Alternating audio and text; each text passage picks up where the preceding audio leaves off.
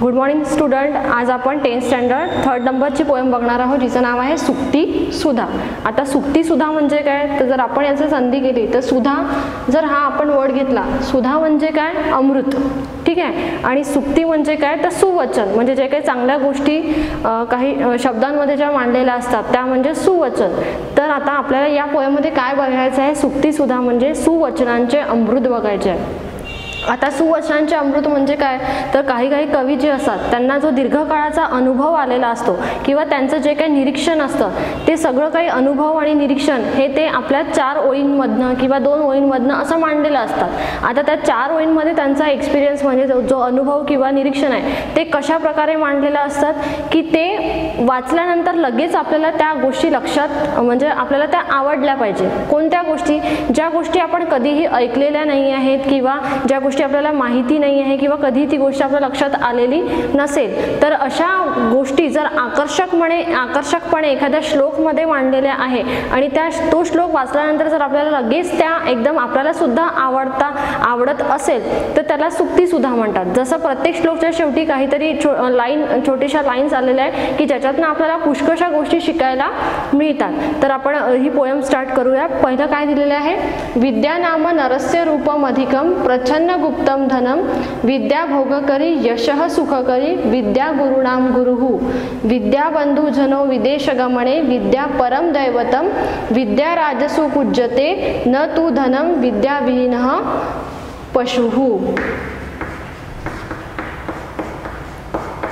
आता याच्यामध्ये ही जी लाईन आहे, विद्या विहीनः पशुहु म्हणजे काय, विद्याविना माणूस काय असतो, पशु म्हणजे एखाद्या प्राण्यांसारखा असतो, ठीक आहे. तर या श्लोकमध्ये कशाचं महत्त्व सांगितलं असेल तुम्हाला लक्षात आलं असेल की प्रत्येक ठिकाणी इथे विद्या म्हणजे नॉलेज आणि ज्ञान याच्याबद्दल माहिती सांगितलेली आहे. म्हणजे इन शॉर्ट या श्लोकांमधनं कवीनी त्यांनी जे निरीक्षण केलं असेल ज्ञानाबद्दल किंवा नॉलेजबद्दल, ते निरीक्षण किंवा त्यांचा जो काही अनुभव असेल ज्ञानासाठी म्हणून, त्या सगळ्या गोष्टी त्यांनी एका छोट्याशा श्लोकमध्ये इथे मांडलेल्या आहेत.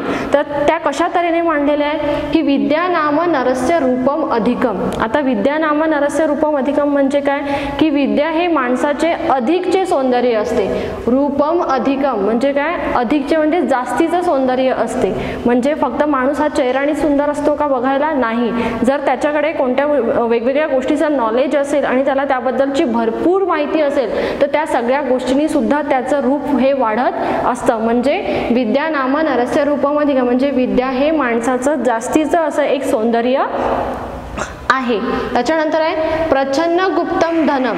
प्रच्छन्न गुप्तम धनम म्हणजे काय, विद्या हे माणसाचं झाकून ठेवलेलं असं धन आहे. झाकून ठेवलेलं असं धन म्हणजे काय, जे काही तुम्ही वर्षभर अभ्यास करता, ठीक आहे, अभ्यास केल्यानंतर ज्या काही गोष्टी लर्न करता किंवा शिकता त्या सगळ्या गोष्टी तुम्ही प्रत्येकांसमोर अशा मांडू शकता का, म्हणजे प्रत्येकांसमोर दाखवू शकता का की जे काही गोष्टी तुम्हाला समजलेल्या आहेत, ज्या लर्न झालेल्या आहेत, जे काही तुम्ही शिकलेल्या आहे त्या कोणासमोर तुम्ही दाखवू शकता का, नाही. त्या सगळ्या गोष्टी आपल्या कुठे आपण झाकून ठेवत असतो, आपल्या बुद्धीमध्ये झाकून ठेवत असतो, आपल्या ब्रेनमध्ये झाकून ठेवत असतो. म्हणजे माणसाला जे काही ज्ञान मिळत असतं, जी काही विद्या मिळत असते, ही माणसाची एक झाकून ठेवलेले गुप्त असे धन आहे, जे चोर कधी चोरू शकत नाही किंवा समोरचा व्यक्ती आपल्याला कधी म्हणजे ते आपल्यापासून जबरदस्तीने हिरावून सुद्धा घेऊ शकत नाही. म्हणजे आपल्या लाईफमध्ये आपण जे काही नॉलेज गेन करत असतो ते सगळं जे काही नॉलेज आहे ते आपलं एक गुप्त असं धन आहे. नंतर काय म्हटलेलं आहे, विद्या भोगकरी यशः सुखकरी विद्या भोगकरी यशः सुखकरी. आता इथे काय म्हटलेलं आहे की विद्या म्हणजे नॉलेज मिळाल्यानंतर विद्येचा आपल्याला उपभोग घेता येतो. त्याच्यानंतर विद्येमुळेच कीर्ती आणि सुख सुद्धा आपल्याला प्राप्त होते. म्हणजे आपण जेव्हा एखादी गोष्ट शिकतो म्हणजे आपण त्याचा उपभोग घेतो. फॉर एक्झाम्पल तुम्हाला जसं मोबाईल घेऊन मिळतो, ठीक आहे, मोबाईल घेऊन मिळाल्यानंतर तुम्ही त्याचा पुरेपूर उपयोग घेता. पुरेपूर उपयोग म्हणजे उपभोग म्हणजे काय की तुम्हाला त्याच्यात काय काय दिलेलं आहे, कोणते कोणते फंक्शन्स दिलेले आहे, कोणतं सॉफ्टवेअर आहे, कसं आहे, काय आहे, या सगळ्या गोष्टीचा पुरेपूर उपभोग तुम्ही घेत असता, ठीक आहे. ही झाली शिकण्याची गोष्ट, म्हणजे त्या विद्येपासून आपण काहीतरी ती नॉलेज जे काही तुम्हाला मिळालेलं आहे त्या नॉलेज मिळाल्यामुळे तुम्ही त्याचा पुरेपूर उपभोग घेत आहे. पण पूर्ण नॉलेज मिळाल्यानंतर किंवा आपण सतत आपल्या लाईफमध्ये जे काही शिकत असतो त्या शिकण्यामुळे ही विद्या आपल्याला पूर्ण जगामध्ये आपली कीर्ती पसरवण्यासाठी सुद्धा मदत करत असते. म्हणजे जर 10वीच्या एक्झाममध्ये जर तुम्ही मेरिट आले तर ऑब्व्हियसली ते जे काही नॉलेज तुम्ही गेन केलेले आहे त्याच्यामुळे तुमची कीर्ती पसरलेली आहे. त्याच्यानंतर सुख प्राप्त करून देणारी आहे. सुख प्राप्त म्हणजे जेव्हा तुम्ही पूर्ण प्रकारे तुमचं एज्युकेशन कंप्लीट करता आणि एज्युकेशन कंप्लीट झाल्यानंतर तुम्हाला जो काही पॅकेजचा एक जॉब लागत असतो त्या जॉबमुळे तुम्हाला तुमचे सगळे सुख हे मिळत असतात. म्हणजे फक्त त्या एका गोष्टीने तुम्हाला सगळ्या गोष्टी शिकायला आणि मिळवायला सुद्धा मदत होत आहे. त्याच्यानंतर काय म्हटलेलं आहे, विद्या गुरुणाम गुरु. विद्या ही काय आहे तर गुरूंची गुरु सुद्धा आहे. म्हणजे एखादा टीचर जेव्हा शिकतो तेव्हा त्याचा पूर्णपणे नॉलेज जे काही आहे ते घेणं बंद झालेलं आहे असं आहे का, नाही. शिक्षक शिकवताना पण जे काही वाचत असतो, ज्या काही गोष्टी तुम्हाला शिकवत असतो त्या पण कुठून ना कुठून तरी त्या मिळवत असतात. म्हणजे शिकून घेत स्वतः त्या सुद्धा शिकवून घेत असतात. म्हणजेच विद्या ही गुरूंची गुरु सुद्धा आहे. नंतर काय म्हटलेलं आहे, विद्या बंधुजनो विदेश गमने. आता विद्या म्हणजे काय, जे काही नॉलेज आपल्याला मिळतं. आता इथे बंधुजनो विदेश गमने म्हणजे काय, फॉरेन कंट्रीजमध्ये गेल्यानंतर नॉलेज जे आहे ते आपल्या बंधुजनोसारखं म्हणजे भाऊ बहिणींसारखं असतं. जे तुम्ही इथे तुमच्या शाळेमध्ये किंवा तुमच्या कॉलेज लाईफमध्ये किंवा तुमच्या थ्रू आउट लाईफमध्ये जे काही तुम्ही शिकता, जी काही लँग्वेज तुम्ही वापरता ती तुमची मदर जी टंग असेल ते तुम्ही फॉरेन कंट्रीमध्ये जाऊन वापरू शकता का. जसं आपण महाराष्ट्रात राहतो म्हणजे आपण मराठीत बोलतो. आता हीच मराठी तुम्ही जर अमेरिका किंवा बाकी कुठे अदर फॉरेन कंट्रीजमध्ये जाल आणि तिथे गेल्यावर तुम्ही जर याच मराठी लँग्वेजमध्ये जर बोलणार असाल तर तुम्हाला तिथे तुमची लँग्वेज त्या व्यक्तीला किंवा त्या व्यक्तीची लँग्वेज तुम्हाला समजणार आहे का, नाही. तर आपण आपल्या बालपणापासून आपण जिथपर्यंत एज्युकेशन कंप्लीट करतो किंवा नंतर पण जे काही आपण अदर लँग्वेजेसचं एज्युकेशन घेत असतो, म्हणजे इंग्लिश वगैरे आहे किंवा अदर फॉरेन लँग्वेजचं आपण एज्युकेशन घेत असतो, तर ह्या लँग्वेज शिकल्यानंतर आपण जर कोणत्या बाहेर कंट्रीमध्ये जाणार असो, फिरायला असो किंवा मग तुम्ही कोणत्या जॉब करायला किंवा एज्युकेशन करायला, तर तिथे तुम्हाला ही लँग्वेज किंवा हे जे नॉलेज मिळालेलं आहे हे तुम्हाला तिथे भाऊ बहिणींसारखं सपोर्ट करत असते. नंतर काय सांगितलेलं आहे, विद्या परम दैवतम. म्हणजे विद्या काय आहे, हे सगळ्यात श्रेष्ठ असं दैवत आहे. म्हणजे जी विद्या आपल्याला सगळ्या गोष्टी शिकवते तीच आपली परम अशी श्रेष्ठ अशी देवता आहे. नंतर विद्या राजसू पूज्यते न तू धनम. आणि राजा जे असतात ते सुद्धा कोणाला पूजत असतात, म्हणजे कोणाची पूजा करतात तर विद्येची पूजा करतात, धनाची पूजा करत नाही. आणि म्हणूनच लास्टमध्ये काय म्हटलेलं आहे, विद्या विहीनः पशु. म्हणजे ज्याला विद्येचं म्हणजे कोणतंही नॉलेज नाही आहे असा व्यक्ती हा पशुसारखाच म्हणजे प्राण्यांसारखाच वागत असतो. म्हणजे या श्लोकामध्ये आपल्याला फक्त विद्येचं महत्त्व सांगितलं की विद्येमुळे आपलं सौंदर्य वाढत असतं. विद्या हे आपलं एक झाकून ठेवलेलं गुप्त असं धन आहे किंवा विद्येचा आपण उपभोग घेऊ शकतो, त्याच्यामुळे आपली कीर्ती पसरते, सुख सुद्धा प्राप्त होत असते. विद्या ही गुरूंची गुरु आहे. सोबतच परदेशात गेल्यावरती आपल्या बंधू भगिनींसारखी आपल्या सोबत असते. विद्या हे श्रेष्ठ दैवत आहे. राजा सुद्धा विद्येचेच पूजन करतो, धनाची पूजन करत नाही. म्हणूनच ज्या माणसाकडे विद्या नाही आहे तो माणूस म्हणजे पशु म्हणजे प्राण्यांसारखाच असतो. आता या श्लोकामध्ये काही विभक्ती आलेल्या आहेत जे आपल्याला नेहमी श्लोकाच्या एंडिंगला विचारले जातात की या श्लोकांमध्ये आलेल्या प्रथमा विभक्तीचे रूप लिहा किंवा षष्ठी विभक्तीचे रूप लिहा किंवा सप्तमी विभक्तीचे रूप लिहा. तर या श्लोकामध्ये कोणते रूप आलेले आहेत, जसं विद्या आहे, त्याच्यानंतर रूपम, अधिकम, धनम, भोगकरी, यशः, सुखकरी, त्याच्यानंतर बंधुजन, देव, हे सगळे काय आहे प्रथमा विभक्तीचे रूप आहे. प्रथमा विभक्ती. ठीक आहे. पुन्हा याच्यामध्ये षष्ठी विभक्तीचे रूप आलेले आहे. आता षष्ठी विभक्ती म्हणजे कोणती आहे तर नरस्य, त्याच्यानंतर गुरुनाम, हे काय आहे षष्ठी विभक्तीचे रूप आहे. आणि नंतर आहे विदेश गमने आणि राजसू. हे कोणत्या विभक्तीचे रूप आहे, हे सप्तमी विभक्तीचे रूप आहे.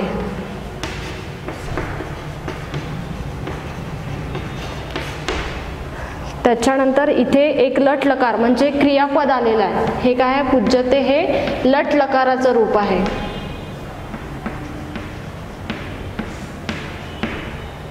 ठीक आहे, म्हणजे या श्लोकामध्ये आपल्या प्रथमा विभक्ती, षष्ठी विभक्ती, सप्तमी विभक्ती, त्याच्यानंतरच पुन्हा क्रियापद आलेलं आहे एक पूज्यते म्हणजे ते लटलकाराचं असं एक रूप आलेलं आहे. त्याच्यानंतरचा आपण श्लोक बघूया दुसरा.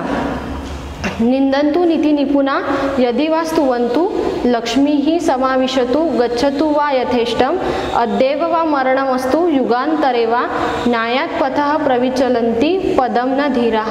आता इथे ही शेवटची लाईन आहे, न्यायात पथः प्रविचलन्ति पदम न धीराः. म्हणजे याचा अर्थ काय होतो की न्यायमार्गाने जे व्यक्ती चालत असतात ते कधीही आपल्या पदापासून म्हणजे आपल्या त्यांचं जे काही जो काही त्या मार्गावर ते चालत असतात त्या मार्गापासून ते कधीही डगमळत नाही. तर इथे बाकीच्या श्लोकमध्ये काय सांगितलंय, निंदन्तु नीति निपुणा यदि वा स्तुवन्तु. आता जे न्यायमार्गाने चालणारे लोक असतात त्यांना कधीच कोणत्याच गोष्टीचा फरक पडत नाही. का बरं? कारण ते धैर्यवान असतात आणि त्या मार्गाने जे चालत असतात त्यांना माहिती आहे की आपल्याला फक्त या मार्गाने म्हणजे न्याय मार्गाने चालायचं आहे, म्हणजे सरळ मार्गाने चालायचं आहे.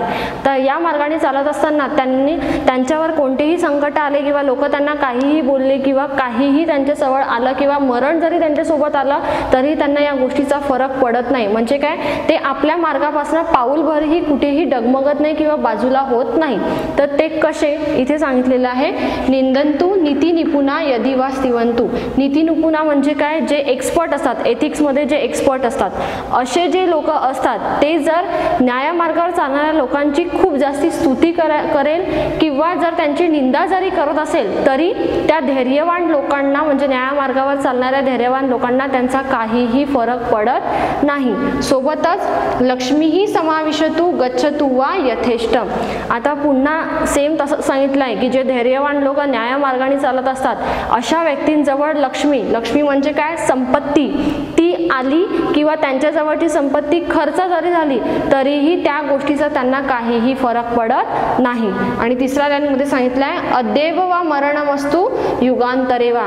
म्हणजेच न्यायमार्गावर धैर्यवान माणूस जो न्यायमार्गाने चालत असतो त्या माणसाला जर आता किंवा आज किंवा आता जरी मरण आलं किंवा काही दिवसांनी म्हणजे युगांतरा म्हणजे काही दीर्घ काळाने जरी मरण आलं तरी त्यांना त्या मरणाची भीती वाटत नाही. का बरं? तर कारण ते धैर्यवान असतात आणि नेहमी न्यायमार्गावर चालायचाच ते विचार करत असतात. त्यांना हा विचार नसतो की मला या मार्गावर चालायचं तर माझ्यावर जर मृत्यू आला किंवा माझ्याकडले पैसे खर्च झाले, माझी संपत्ती पूर्णपणे संपली किंवा एखाद्याने माझी निंदा केली आहे किंवा खूपच स्तुती केली आहे, या कोणत्याही गोष्टीचा त्यांच्यावर फरक पडत नाही. त्यांना फक्त एकच गोष्ट माहिती असते ती म्हणजे की आपण धैर्यवान आहोत म्हणजे आपल्याला न्यायमार्गाने चालायचं आहे. तर या श्लोकामध्ये सुद्धा काही विभक्तीचे प्रत्यय आलेले आहे. ते कोणते? हे बघा, नीति निपुणा, लक्ष्मीही, त्याच्यानंतर मरणम आणि हे कोणते विभक्तीचे प्रत्यय आहे? हे प्रथमा विभक्तीचे प्रत्यय आहे. नंतर आहे द्वितीय विभक्ती पदम, ही द्वितीय विभक्ती. त्याच्यानंतर इथे आलेलं आहे पुन्हा न्यायात आणि पथः, ही कोणती विभक्ती आहे? ही षष्ठी विभक्ती. आणि लास्ट मध्ये पुन्हा आलेला आहे, सॉरी ही षष्ठी नाही, ही पंचमी विभक्ती. ही पंचमी विभक्ती आहे. आणि पुन्हा एक आहे सप्तमी विभक्ती, ती म्हणजे युगांतरे वा. ही कोणती आहे? सप्तमी विभक्ती. ठीक आहे. त्याच्यानंतर प्रविचलन्ति, स्तुवन्तु आणि निंदन्तु हे कोणते लकार आहेत? कोणते लकार आहेत? हे आहेत प्रविचलन्ति आहे लट लकार आणि निंदन्तु स्तुवन्तु हे कोणते प्रकार आहे? स्तुवन्तु, निंदन्तु. त्याच्यानंतर समाविशतु आहे किंवा गच्छतु आहे, हे सगळे कोणते प्रकार आहे? हे लोट लकार आहे. कोणते प्रकार आहे? लोट लकार. ठीक आहे. यानंतरचा आपला तिसरा श्लोक आहे आत्मनोमुख दोषेन बध्यन्ते शुकसारिका बकास्तत्र न बध्यन्ते मौनम सर्वार्थ साधनम. म्हणजे इथे 3 पशूंबद्दलची माहिती सांगितलेली आहे, पक्ष्यांबद्दलची, की काय म्हटलेलं आहे, आत्मनोमुख दोषेन बध्यन्ते शुकसारिका. शुक आणि सारिका म्हणजे काय, शुक म्हणजे पोपट आणि सारिका म्हणजे मैना. आता या दोघांबद्दल, या 2 पक्षींबद्दल काय सांगितलेलं आहे, आत्मनोमुख दोषेन बध्यन्ते म्हणजे आपल्या स्वतःच्या तोंड बंद न ठेवण्याच्या शैलीमुळे काय होत आहे की या दोघांना पण बंधनात अडकावं लागत आहे. बंधनात अडकावं लागत आहे म्हणजे आपण पोपट किंवा मैना आहे, आपण घरी पाळतो, तर घरी पाळताना आपण त्यांना असं सोडून देतो का घरी, नाही, आपण त्यांना पिंजऱ्यामध्ये बांधून ठेवतो. का बरं, ते एक तर सतत बडबड करत असतात. ठीक आहे, तुम्ही जसं पोपटाला ट्रेन कराल तो त्या प्रकारे बोलतो, त्या प्रकारेच तो तुमच्याशी वागतो किंवा त्या प्रकारेच तुमच्याशी तो कन्व्हर्सेशन करत असतो. पण त्याच्या या शैलीमुळे तो जरी आपण त्याला कितीही ट्रेन केलं, त्याला कितीही बोलायला शिकवलं, काहीही केलं, तरी तो जर तुम्ही पिंजऱ्याच्या बाहेर जर त्याला काढला तर तो तुमच्याजवळ राहणार आहे का, नाही, तो उडून जाऊ शकतो. म्हणून इथे काय म्हटलेलं आहे की स्वतःच्या तोंड बंद न ठेवण्याच्या शैलीमुळे पोपटाला आणि मैनाला कशात अडकावं लागतं, तर बंधनात म्हणजे पिंजरामध्ये अडकवावं लागतं. तर त्या ठिकाणीच त्याच्या जर अपोजिट आपण जर घेतलं तर काय, बकास्तत्र न बध्यन्ते मौनम सर्वार्थ साधनम. आता बकह म्हणजे काय, तर बकह म्हणजे तुम्हाला माहिती बकह म्हणजे बगळा. ठीक आहे, तर तो नेहमी पाण्यामध्ये शांततेने फ्रीडमली छानपैकी तो विहार करत असतो पाण्यामध्ये. का बरं, तर बकला म्हणजे बगळ्याला तुम्ही कधी बोलताना किंवा पोपटासारखं सतत बोलताना किंवा काही पण करताना बघितलेलं आहे का, नाही. तो शांत असतो, नेहमी शांत असतो, तो काहीच बडबड करत नाही, काहीच नाही. आणि त्याच्या न बोलण्याच्या या शैलीमुळेच तो स्वतंत्रपणे विहार करत असतो, म्हणजे तो कोणत्याही बंधनात अडकत नाही. म्हणूनच काय म्हटलेलं इथे, मौनम सर्वार्थ साधनम म्हणजे मौन काय आहे, तर सर्व सर्व हेतू साधून देणारे आहे. म्हणजे नेहमी आपण मौनच बाळगायला पाहिजे. कारण जर आपण खूप जास्ती बडबड केली तर त्या बोलण्याच्या शैलीमुळे तुम्हाला बंधनात अडकावं लागतं.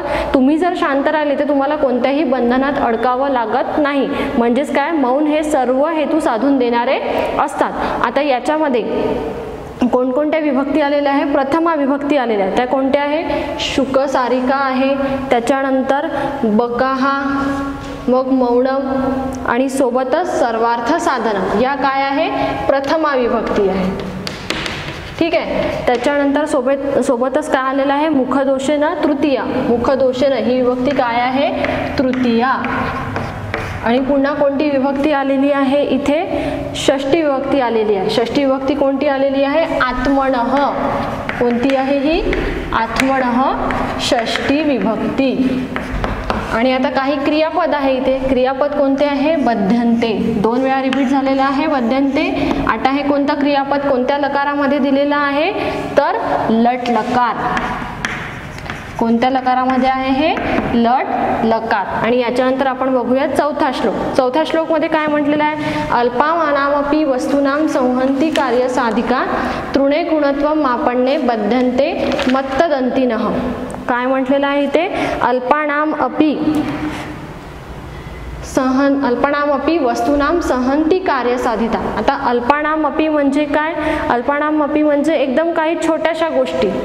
ठीक आहे, म्हणजे ज्याचा आपण कधी कोणती गोष्ट करताना सतत आपल्याला खूप साऱ्या गोष्टी लागणारच असं गरजेचं नसतं. अल्पानाम म्हणजे एकदम छोट्या छोट्या गोष्टी की ज्याच्यामुळे आपलं काम होऊन जात आहे. म्हणून इथे म्हटलेलं आहे की अल्पानामपि वस्तूनां संहन्ति कार्य साधिका म्हणजे कोणत्याही छोट्याशा गोष्टींनी सुद्धा आपलं एखादं काम निघून जातं किंवा होऊन जातो. कशा प्रकारे, तर तृणे गुणत्व मापण्ये बध्यन्ते मत्तदन्तिनः. आता मत्तदन्तिनः म्हणजे कोण, तर हत्ती. ठीक आहे, जे काही हत्ती असतात त्यांना जर बांधायचं असेल, कोणत्या हत्तीला, जे माजलेले हत्ती असतात, म्हणजे काही गोष्ट खाल्ल्यानंतर किंवा काही झाल्यानंतर एखादा हत्ती असतो की जो खूप सैरावैरा पळत असतो, खूप त्याला म्हणजे एकदम भान नसताना तो सैरावैरा इकडे तिकडे पळत असतो की त्याला आपण कंट्रोल करू शकत नाही.